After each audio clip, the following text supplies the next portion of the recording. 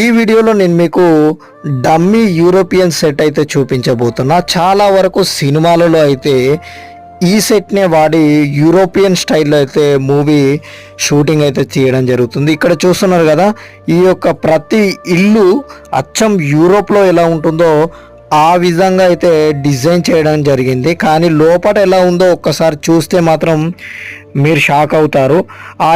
అది ఎలా ఉంటుంది అనేది చూడాలనుకుంటే కిందున్న లింక్ను ప్రెస్ చేసి నా యొక్క యూట్యూబ్ ఛానల్లో ఉన్న పూర్తి వీడియో చూడండి. అక్కడ క్లియర్గా ఎక్స్ప్లెయిన్ చేస్తా.